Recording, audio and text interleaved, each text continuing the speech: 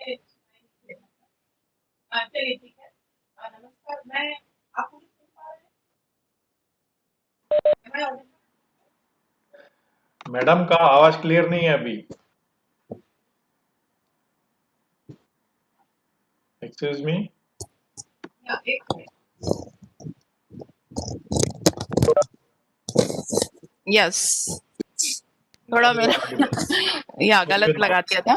या नमस्कार अ, सारे पार्टिसिपेंट्स और हमारे कोऑर्डिनेटर हैं और मिस्टर जितेन मानिकपुरी जी, जिनकी आवाज में जादू है, सभी को नमस्कार और वेलकम। एक बहुत ही बोलना चाहिए बहुत ज़्यादा अच्छा, बहुत सुंदर और बहुत ज़्यादा परिचित शब्द स्ट्रेस या तनाव। शायद सुबह से लेकर रात तक भी हम लोग 1-2 बार इसको इस्तेमाल कर लेते होंगे, अरे बिग स्ट्रेस, मैं स्ट्रेस में हूँ। इस तरह की बहुत ही आम बोलचाल की भाषा में ये शब्द आ गया है। बहुत तनाव में हूँ, डिप्रेशन, डिप्रेशन ही उसका एक बोलना चाहिए बहुत बिगड़ा हुआ रूप है। लेकिन ये शब्द बहुत कॉमन हो गया है। अब व्यक्ति जो है बहुत जल्दी बोल देता है कि she he is in depression और आई एम इन डिप्रेशन। तो टीम का किस तरह से योगदान है स्ट्रेस मैनेजमेंट के अंदर? सबसे पहले तो मैं कुछ चीजों को एज अ साइकोलॉजिस्ट मैं हमेशा अपोज करती हूँ, और वो है stress management. Why to manage stress? Stress तो लाइफ को मैनेज करिए ना आप खुशियों को मैनेज करिए। आप स्ट्रेस को क्यों अपने जीवन में मैनेज करना चाहते हैं? लेकिन फिर भी जो स्ट्रेस को एक समझने का तरीका है, अगर उसके हम 2 पार्ट कर दें। एक तो ये कि स्ट्रेस इज नेवर मतलब not all the time bad. Actually stress is required. अगर हमको स्ट्रेस नहीं होगा सुबह उठने का, तो आप उठेंगे कैसे? अगर आपके ब्लड में स्ट्रेस नहीं होगा तो सर्कुलेशन कैसे होगा? तो स्ट्रेस इज रिक्वायर्ड। और एक बहुत ही सुंदर इसका एक डायग्राम डायग्राम बनता है स्ट्रेस का। अम, और उसको अगर आप देखें ना, तो जैसे सपोज आप किसी काम को चालू करते हैं, मान लेते हैं कि आप किसी कंपनी में गए, है ना, आपके पास में ऑफर लेटर मिला, और जब ऑफर लेटर मिला आप बहुत खुश हैं कि बिलासपुर स्टील प्लांट में आपको नौकरी मिल गई है। तो एट दैट वेरी मोमेंट आप बहुत खुश होते हैं, और आप एक ये अपने मन में निश्चय करते हैं कि मैं बहुत अच्छा काम करूंगा और मैं दिखा दूंगा कि हाउ गुड आई एम। और आप उस काम को चालू करते हैं और आपका परफॉर्मेंस बेस्ट होता है, इतना अच्छा काम करते हैं, प्रोडक्टिविटी बहुत हाई होती है। आपका जो वहां पे जाना सुबह जो है, आपको लगता है कि यार सुबह कब होगी और मेरे को प्लांट जाना है। मतलब ये वाले सिम्टम्स होते हैं। This is called positive stress. और हमें ये स्ट्रेस चाहिए टू गेट वर्क, मतलब to make our work continue, to update ourselves, to get happiness out of our work. चाहे वो आपकी पढ़ाई हो, चाहे आप कहीं पे काम कर रहे हो। और लेकिन क्या होता है कि अगर हमने जो जॉब मिलने के पहले हमारा एक एटीट्यूड था कि हम अकेले ही काम कर रहे हैं, हमको बहुत अच्छे तरीके से वो काम आता है, और मैं ये सोचता हूँ कि आई एम द बेस्ट, तो मैं किसी को इन्वॉल्व ही नहीं करता। हर एक चीज को आप हाँ बोल देते हो। बॉस बोलता है ये करना है, आप बोलते हो yes sir, yes sir, because you just want you to be in a good book, और आप यस यस करते जाते हैं। जब वो किसी दूसरे को वो काम देना चाहता है, तो आप नहीं चाहते कि वो किसी दूसरे को काम करवाए। आपको लगता है कि आपकी इंसल्ट है, वो किसी दूसरे से कैसे काम करवा रहा है। मैं तो हूं ना, मेरे से क्यों नहीं करवा रहा है? ये आपको ऐसा लगता है जैसे उसने आपकी इंसल्ट की है। तब चालू होता है स्ट्रेस का negative part, that is called distress. Stress and distress, आज से जो नए बच्चे हैं हमारे, उनके लिए शायद ये एक नई टर्मिनोलॉजी होगी, डिस्ट्रेस। जब आप नेगेटिव स्ट्रेस में होते हैं तो दैट इज कॉल्ड डिस्ट्रेस। और डिस्ट्रेस में जब आप आ जाते हैं तो प्रोडक्टिविटी का एक पीक लेवल पे आने के बाद आप नीचे आने लग जाते हैं। आपका लेवल बहुत तेजी से ऐसे ऐसे ऐसे बढ़ता है बढ़ता है बढ़ता है और फिर उसका डाउन डाउन हो जाता है आप। और यहाँ पर आपकी प्रोडक्टिविटी इतनी डाउन चली जाती है कि आप कहीं ना, मतलब कुछ ही समय में, एक आध महीने में, 4 महीने में, depends on the personality actually, different kinds of personalities are there, and which kind of personality you are, which trait you are having, it depends on that कि आप उसको कितना लंबा खींच पाते हो। कुछ लोग तुरंत समझ जाते हैं कि अरे मैं नेगेटिव साइड में जा रहा हूँ और मुझे इसके लिए कुछ करना पड़ेगा, कुछ रिस्पॉन्स सिस्टम्स वो डेवलप कर लेते हैं। लेकिन कुछ उसी में चलते जाते हैं, अपने अहम में या अपने घमंड में कुछ नया नहीं सीखते, लोगों से मिलते नहीं है, लोगों के साथ एक कोऑर्डिनेशन नहीं करते हैं। यहीं पर आता है requirement of team work. Team क्या होता है? अगर हम, स्ट्रेस आपको समझ में आया, थोड़ा सा टीम को समझते हैं हम। मैं टीम को समझाने के लिए आपकी ही बॉडी को लेती हूँ। आपकी बॉडी में बहुत सारे अंग हैं, आपके हाथ हैं, पैर हैं, आपका ब्रेन है, इंटरनल ऑर्गन्स हैं।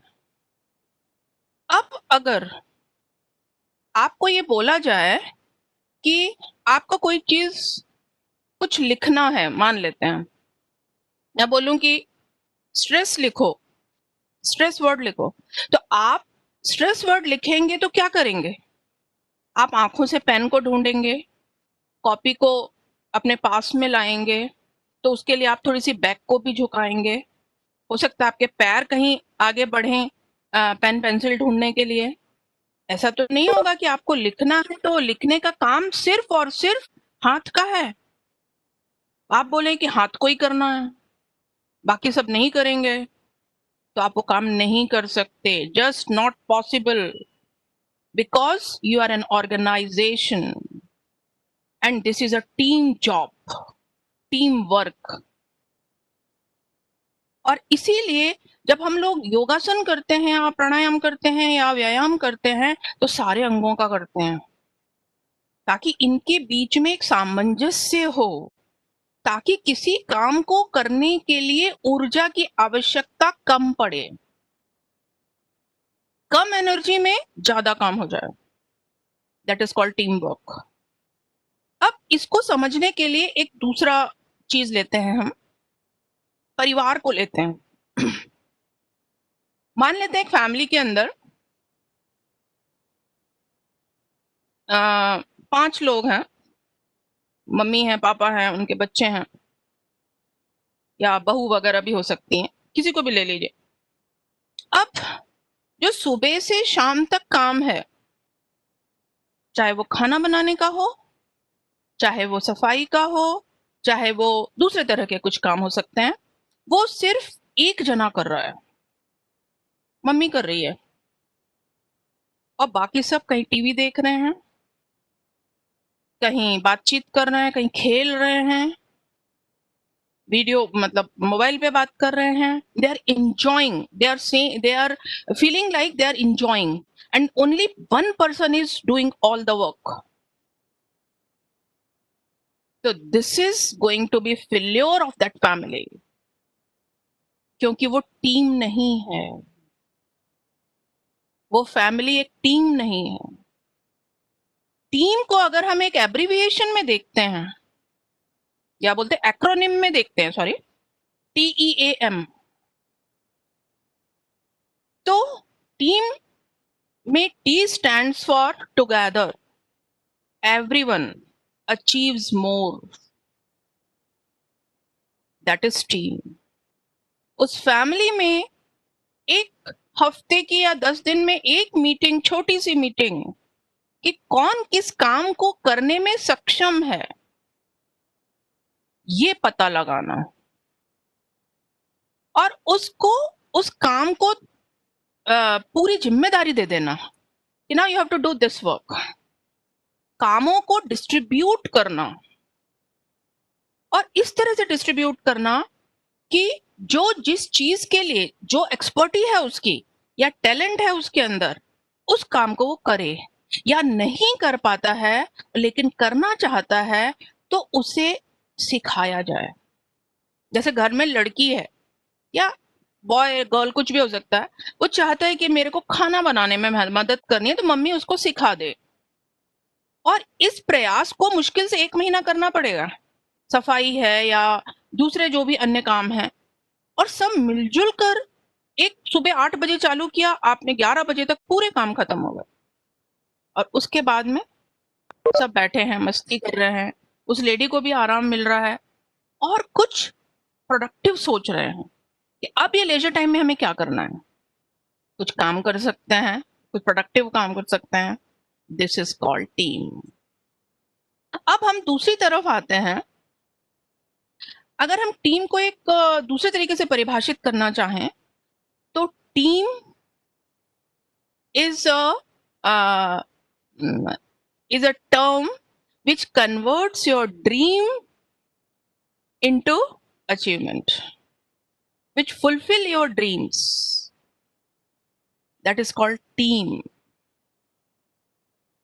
टीम और ग्रुप में एक अंतर होता है। ग्रुप होता है जिसके अंदर लोग दूसरे को जानते नहीं हैं, टीम में लोग जानते हैं।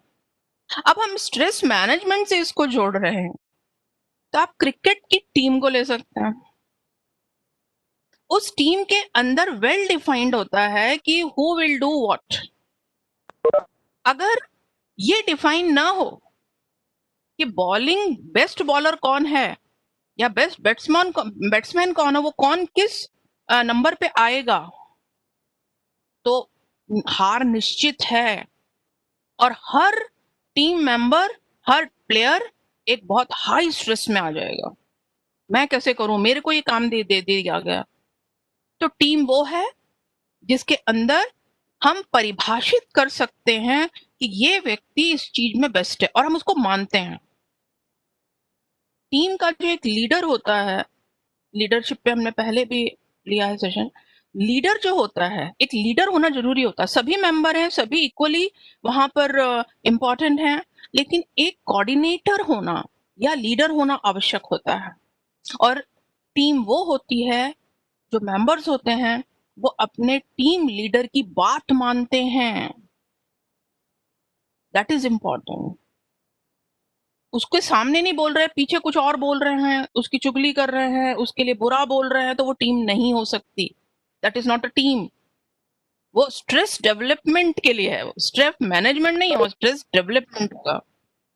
तो इसीलिए हमें ये चीज पता होनी चाहिए। अब कई बार क्या होता है कि एक टीम है हमारी, सपोज एक क्रिकेट टीम ही है, उसके अंदर कोई नया प्लेयर आया। अभी हमको जैसे मोहल्ले की टीम होती है, कोई क्रिकेट टीम है, वो उसके अंदर बॉलिंग कर रहा है, बड़े आराम से जा रहा है, बड़े आराम से बॉलिंग कर रहा है, और उसकी एनर्जी लेवल कम है। सीधी सी बात है, एनर्जी लेवल कम है, तो ये टीम को हरा देगा। तो टीम के अंदर टाइम मैनेजमेंट भी जरूरी होता है। अगर आप किसी गोल को अचीव कर रहे हैं थ्रू टीम, तो उसके अंदर ये चीज होना चाहिए कि सब मेंबर्स जो हैं कितने एनर्जी वाले हैं। कुछ लोग हैं काम को रोकने लगते हैं, जैसे कि सपोज वो किसी दूसरी टीम से मिल गए और उनको जो है अपने प्लान बता दिए उन्होंने, तो रोक रहे हैं, ब्रेक लगा रहे हैं उसके अंदर। तो ये टीम कभी सक्सेसफुल नहीं हो सकती, गोल नहीं मिल सकता आपको, और जितने भी टीम मेंबर्स हैं सब स्ट्रेस में आ जाएंगे। एक चीज ये है कि हम आज बहुत कोरोना काल में हम लोग घर में रहते रहते, आइसोलेट होते होते मतलब कहीं डिप्रेशन में चले गए। बहुत सारे लोग चले गए। कारण ये था कि उनके पास कोई भी टीम नहीं थी। चाहे वो फैमिली हो, जैसे हम लोग ये वर्चुअल क्लास कर रहे हैं, ये टीम बन गई है हमारी। हमको विक्रांत हर सेशन में दिख रहा है, तो विक्रांत हमारा टीम मेंबर है। हमें समझ में आ रहा है कि ये सब हमारी टीम बन रही है। तो हम जो कुछ बोल रहे हैं, जसवानी जी बोलेंगे, दूसरे आएंगे, तो यहाँ से कहीं ना कहीं सबको कुछ ना कुछ स्ट्रेस रिलीज करने का या रिस्पॉन्ड करने का मौका मिल रहा है। तो इसे हम टीम मैनेजमेंट बोल सकते हैं फॉर रिड्यूसिंग स्ट्रेस। एक और चीज होती है जो शायद पहले हम लोग इस पे बात कर चुके हैं, ईगो के ऊपर। टीम में सबसे घातक होता है लोगों का इगोइस्टिक होना। सपोज एक जना कोई बहुत अच्छा काम करता है और दूसरा उस काम को नहीं कर पाता। जैसे घर के अंदर एक बंदा जो है, एक व्यक्ति जो है बहुत अच्छा मतलब इलेक्ट्रिकल मेंटेनेंस का काम कर लेता है, लेकिन दूसरा नहीं कर पाता। दूसरे को तार लगाने में भी डर लगता है। तो हम उसको दिन रात सुनाते रहते हैं कि वो तो बहुत अच्छा काम कर लेता है, देखो डरता भी नहीं है, बहादुर है, और तुमको डर लगता है, तुम नहीं सीख सकते क्या? तो ये टीम फेलियर हो जाएगी। क्यों? क्योंकि टीम के अंदर एक चीज जरूरी होती है कि आप अगर एप्पल है तो एप्पल को एप्पल के रूप में ही स्वीकार करो। उसको ये मत बोलो कि तुम अंदर मैंगो के गुण नहीं है, तुम मैंगो जैसे नहीं हो, तुम येलो नहीं हो, तुम वैसे नहीं हो। तो वो तो बन नहीं सकता मैंगो, वो तो एप्पल ही रहेगा। तो टीम के अंदर रिस्पेक्ट बहुत जरूरी है। जो एफिशिएंसीज हैं उनको लेते हुए उनको आप किस तरह से यूज कर पाओगे, उस यूज कर पाओगे शायद शब्द गलत है, क्योंकि हम यूज नहीं कर रहे होते हैं, हम एक कलेक्टिव एफर्ट कर रहे होते हैं। और इस कलेक्टिव एफर्ट में आप टीम जब होती है तो उसके अंदर आदेश नहीं दिए जाते हैं, आप उनको ऑर्डर नहीं देते हैं, आप उनको मोटिवेट करते हैं किसी काम को करने के लिए। टीम डिसीजन होते हैं वहां पे। सपोज जब आप घर के अंदर कोई एक नई चीज खरीदनी है, तो हम सब मिलके उस बारे में बात करते हैं, कौन सा ब्रांड खरीदेंगे, उसकी बजट क्या होगा। इस तरह से हम मिलजुल कर करते हैं। ऐसा नहीं होता कि एक जो कोई व्यक्ति है वो बोलता है मेरे को तो ये चाहिए बस। अब बस के आगे nobody is able to say anything. अगर घर के अंदर कोई चीज बन रही है तो मैं तो ये नहीं खाऊंगा, अब मैं अलग हूं, मतलब मैं स्पेशल हूं, तो यहाँ टीम नहीं चल सकती। वो फैमिली डिसइंटीग्रेट हो जाएगी और हाईली स्ट्रेस में रहेंगे दिन भर। जो 5 प्राणी हैं तो एक को छोड़कर 4 स्ट्रेस में जिएंगे। उसने ऐसा क्यों कहा, क्यों स्पेशल अपने आप को समझा? तो टीम में जब हम डिसीजन लेते हैं तो कलेक्टिव डिसीजन होने चाहिए। और अगर आपको किसी की बात से सहमत नहीं है तो आप ये बोलेंगे, अच्छा एक चीज बताओ कि ये हम ऐसा करें तो कैसा रहेगा, बताओ। देखो इसके अंदर ये बेनिफिट भी हो सकते हैं, तो आप लोग बताओ आपकी क्या राय है। तो जब आप लोगों की राय को सम्मिलित करोगे, हो सकता है 5 लोगों की टीम में 3 लोगों को अभी तक वो चीज जो बहुत अच्छी थी अभी तक ट्रिगर ही नहीं की थी, लेकिन जब आपने ऐसे बोला कि आप अपन आपकी राय दीजिए, तो वो खुश हो जाएगा कि अरे वाह ये तो मैंने सोचा नहीं था, now this can be a very good plan, हम इसको कर सकते हैं। तो टीम का सक्सेस इस चीज पे होता है कि आप कम्युनिकेट कैसे कर रहे हैं। मैं अशोक जी से भी रिक्वेस्ट करूंगी कि जब भी हम लोग मॉड्यूल के अंदर कम्युनिकेशन वाला आता है तो जरूर इसको सम्मिलित किया जाए। पहले भी मैं बोला है मैंने शायद आपको कि कम्युनिकेशन कैसे होता है टीम मैनेजमेंट के अंदर, या स्ट्रेस जो आप मैनेजमेंट बोल रहे हैं उसके अंदर सबसे बड़ा योगदान कम्युनिकेशन का होता है। और कम्युनिकेशन दैट इज वर्बल भी है और लिसनिंग भी है। आप सामने वाला आपको कुछ बहुत अच्छी बात बता रहा है लेकिन आप इधर उधर देख रहे हैं, क्यों? क्योंकि आप उसको ये फील नहीं होने देना चाहते कि वो एक्चुअली बहुत अच्छी बात बता रहा है। आपको ये लगता है कि मैं इसको देखूंगा सुनूंगा तो वो जो है घमंड हो जाएगा, उसको पता नहीं क्या समझने लगेगा अपने आप को। तो आप उसकी सुनते नहीं हो। यहाँ कम्युनिकेशन फेल्योर्स हैं ये सब एक टीम के अंदर। तो आप जब कम्युनिकेट कर रहे हैं, कोई डिसीजन है, कोई नया प्लान है, कोई किसी भी चीज के लिए कोई नया गोल बना रहे हैं हम, तो उसमें सबको सम्मिलित करना। और एक बार कोशिश करिए, आजकल जो बच्चे हैं, हमारे नए बच्चे हैं, उनको जब हम कोई नया व्यक्ति आता है या कोई मेहमान आता है घर के अंदर, या कहीं हमें किसी पर्सनली किसी से मिलना होता है, फिजिकली जब हम किसी के सामने होते हैं तो वो डरते हैं, वो अवॉइड करते हैं, वो घर में घुसते हैं, अपने कमरे में रहना चाहते हैं। तो ये सबसे बड़ा संकेत है कि यहाँ डिप्रेशन चालू हो चुका है, क्योंकि टीम को नकारा जा रहा है। एक टीम बनती है जब हम, वो टीम को जरूरी नहीं है जिंदगी भर के लिए हो, टीम 5 मिनट की भी होती है। एक टीम बन जाती है, कहीं आप घूमने के लिए गए हैं, आपको 3-4 लोग मिल गए कि हाँ चलो हम भी चलेंगे साथ में, आपके फ्रेंड का फ्रेंड था, आप उसको नहीं जानते थे, लेकिन एक टीम बन गई आपकी, आपने एंजॉय किया घंटा 2 घंटा, उसके बाद टीम नहीं है वो। एक टीम हो सकती है वो जिंदगी भर के लिए, हस्बैंड वाइफ एक टीम होते हैं, ये जिंदगी भर के लिए इटर्नल बॉन्डिंग होती है, ये समर्पण होता है। यहाँ फिर मैं 1-2 शब्द जरूर बोलूंगी, जब ये बात निकली है तो, टीम की बात निकली है तो, स्ट्रेस और घर घर में हस्बैंड वाइफ में जो स्ट्रेस है या डिप्रेशन, दोनों डिप्रेस्ड हैं, एक दूसरे से कोई कोऑर्डिनेशन नहीं है हस्बैंड वाइफ के बीच में, बड़े बड़े निर्णय हो जाते हैं, एक अकेला ही कर लेता है, बाद में पता चलता है उसको, और उसके बाद में घर में लड़ाई झगड़े होते हैं। क्यों एक जो लेडी है या कोई हस्बैंड जो है, वो क्यों किसी दूसरे मतलब मेल या फीमेल की तरफ अट्रैक्ट हो जाता है? उसका सबसे बड़ा कारण है कि हमने एक दूसरे से समझौता किया हुआ है, एक कॉन्ट्रैक्ट नहीं है। टीम में कॉन्ट्रैक्ट नहीं होता, समर्पण होता है। जब समर्पण होगा तो अपने आप आपकी टीम अचीव करेगी, you are going to be the best spouse या बेस्ट टीम, जैसे जो भी टीम है आपकी बेस्ट होगी जब समर्पण होगा। समर्पण मतलब एक्सेप्टेंस।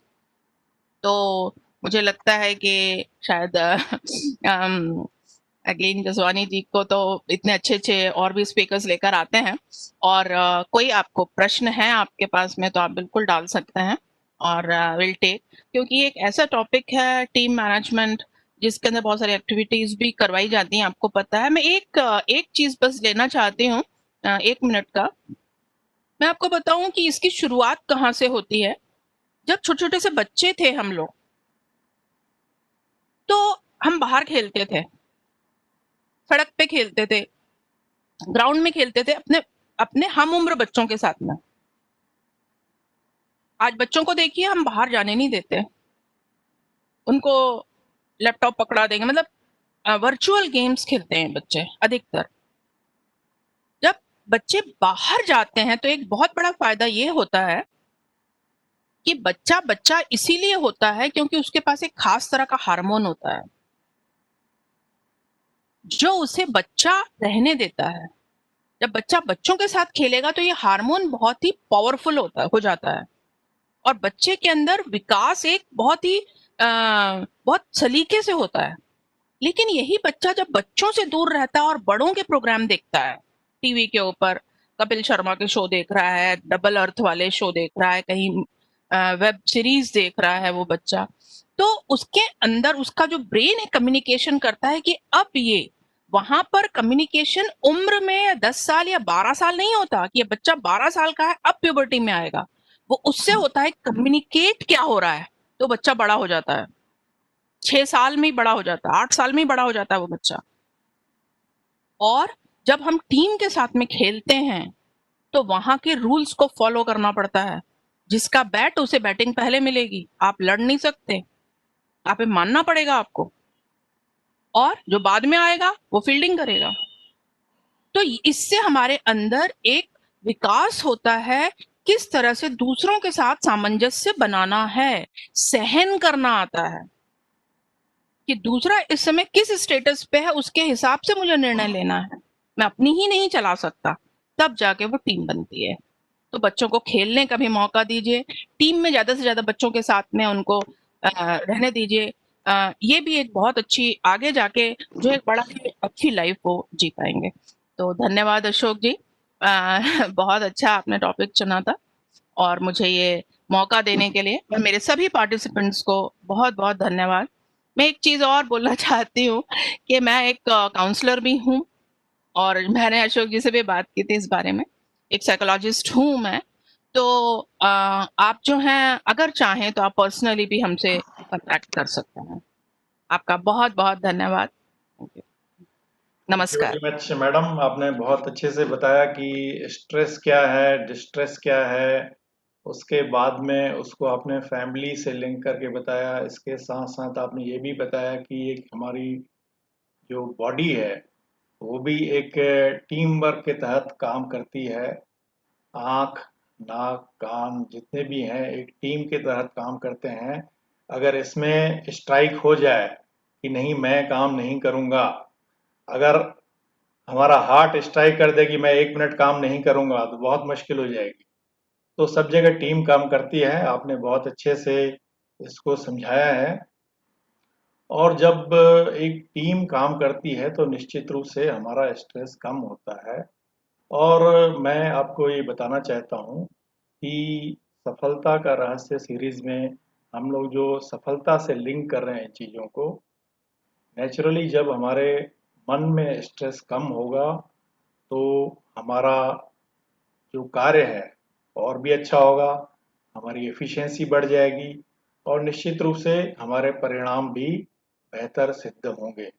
तो इस बीच में मैं स्वागत करना चाहता हूँ हमारे पंकज कुमार जादवानी भी आज के एक और फैकल्टी हैं, ज्वाइन किए हुए हैं। इसके साथ-साथ मैडम प्राची ठाकुर भी हैं, जो हमारे साथ लगातार जुड़ी हुई हैं और उन्होंने भी अफ़र्मेशंस के ऊपर में लास्ट वीक आपने बहुत अच्छे से उनका एक्सपीरियंस सुना था।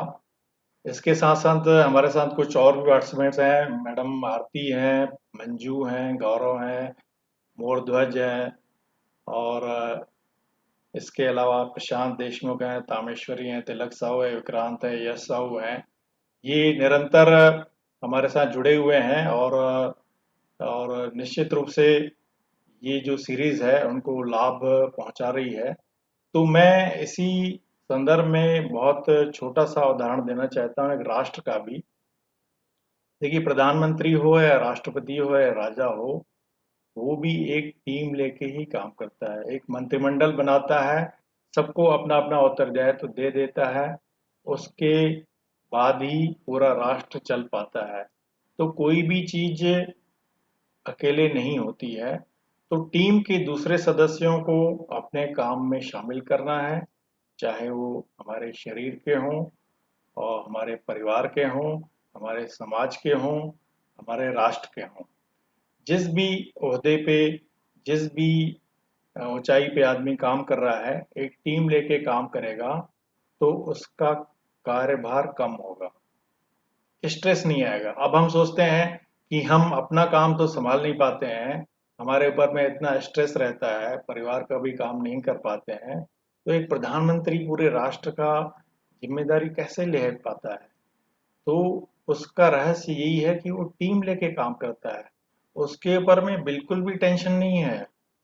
वो काम बाँट दिए हैं और वहाँ पर वो लोग निगरानी करते रहते हैं कि कहाँ पे हमको दखलंदाजी करनी है, कहाँ नहीं करनी है। कहीं कुछ गलत होता है तो निश्चित रूप से वो दखलंदाजी करते हैं और वही एक राजा का या प्रधानमंत्री का, राष्ट्रपति का काम होता है। वैसे ही हमारे शरीर में एक अवचेतन मन होता है, जो एक राजा की तरह हमारे शरीर में बैठा हुआ है।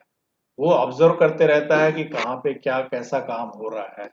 हमारे शरीर में भी एक विपक्षी पार्टी बैठी हुई है। सोच लीजिए कि हमारा अहम है, वो हर चीज का विरोध करता है।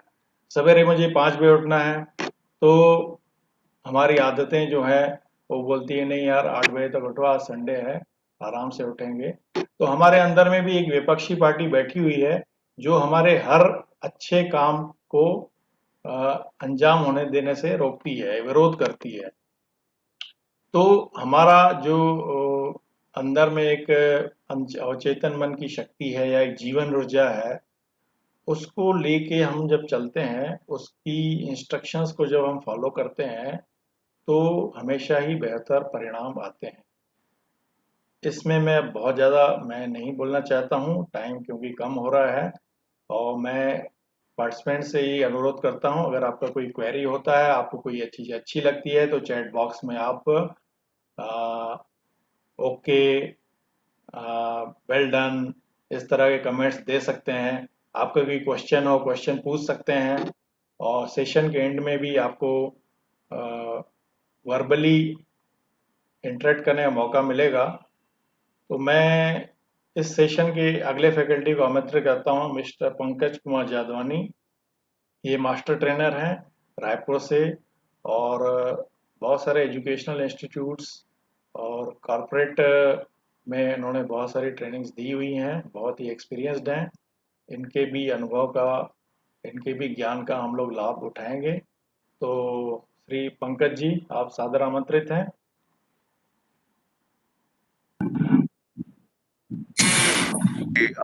Thank you Ashok sir. सारे पार्टिसिपेंट्स को देना चाहेंगे। हेलो, एक महत्वपूर्ण हम सारे पार्टिसिपेंट्स को देना चाहेंगे इस बीच।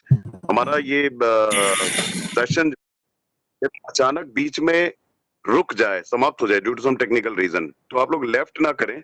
बहुत जल्द हम फिर से दोबारा इसको ज्वाइन करेंगे, थोड़ा सा इंतजार कीजिएगा। जैसा कि पिछले इतवार को हुआ था, अचानक की ये मीटिंग हमारा समाप्त हो गया था और उसके बाद फिर हम दोबारा से जुड़ सके थे। वैसा ही इस बार भी संभव है, इसलिए इस बात का ध्यान रखें हमारे सारे पार्टिसिपेंट्स। जदवानी जी, स्वागत है आपका। Thank you Ashok sir, Jitendra sir, everyone. मेरी आवाज सुनाई दे रही है आप लोगों को? ऑडिबल है, कंटिन्यू।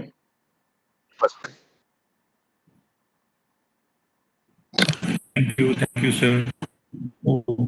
पार्टिसिपेंट्स, आप लोगों ने आपको दोबारा ज्वाइन करना है, ये सेशन प्लीज दोबारा से ज्वाइन कीजिएगा इस सेशन। और काफी अच्छी बात बताई पाठक मैडम ने।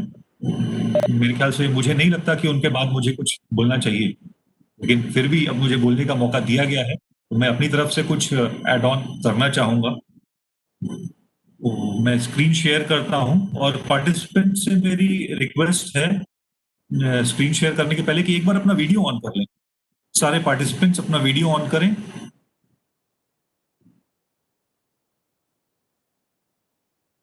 सब लोग जो भी इस मीटिंग में है अपना वीडियो ऑन करें,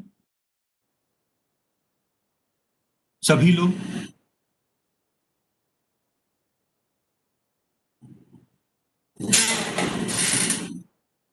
हाथ आगे कीजिए, एक कर सकते हैं एक कीजिए, दो कर सकते हैं दो कीजिए,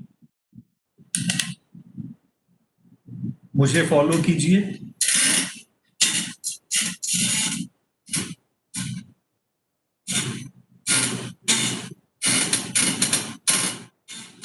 और जो भी यहां पर मौजूद हैं, जितने भी लोग हैं, सबके लिए एक बार ताली बजा दीजिए।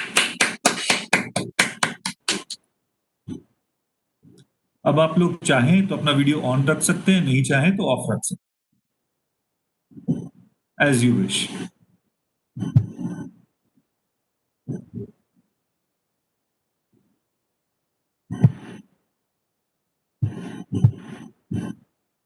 आज का हमारा टॉपिक है स्ट्रेस मैनेजमेंट।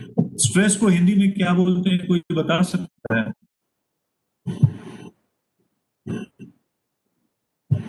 स्ट्रेस को बोलते हैं तनाव। तनाव, करेक्ट।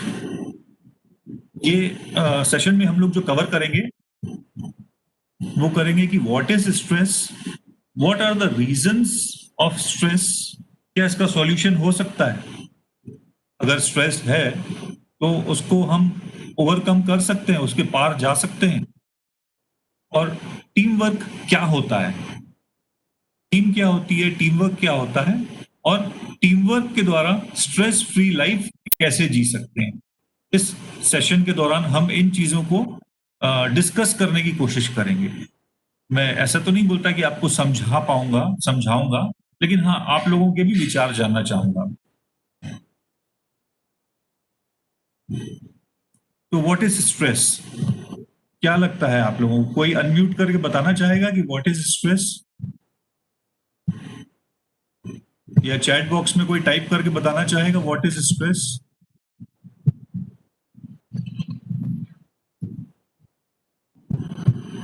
कोई कोशिश करना चाहेगा? चैट बॉक्स में भी टाइप कर सकते हैं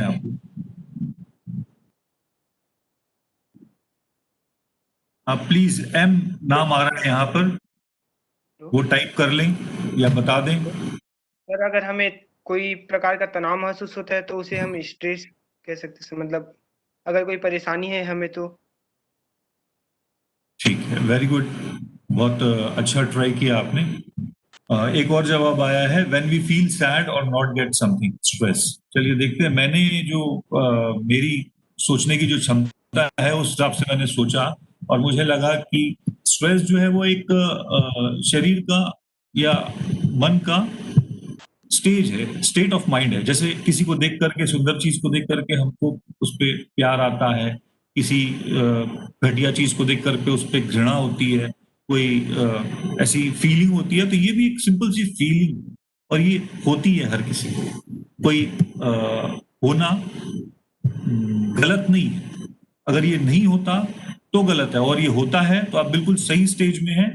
ये स्टेट ऑफ माइंड है जो होता है किसी व्यक्ति को लेकर, किसी घटना को लेकर, किसी चीज को लेकर के।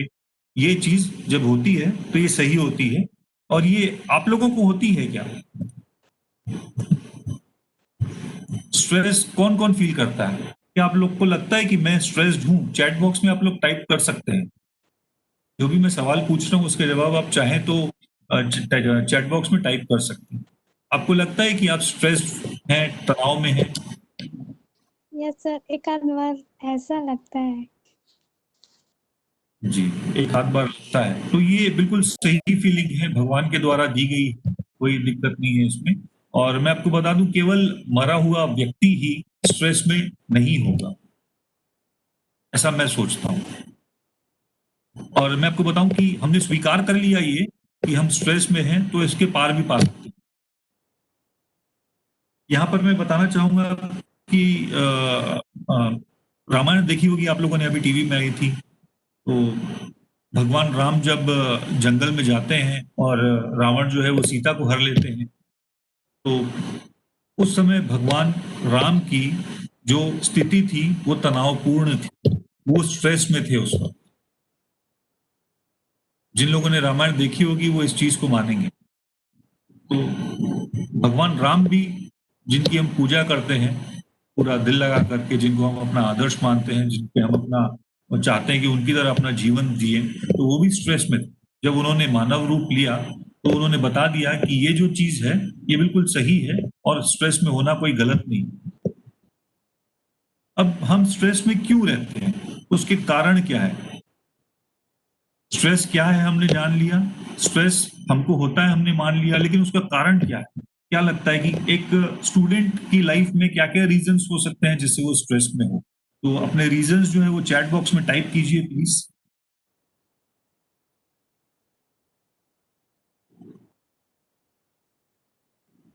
कोई शेयर करना चाहेगा अपने रीजंस?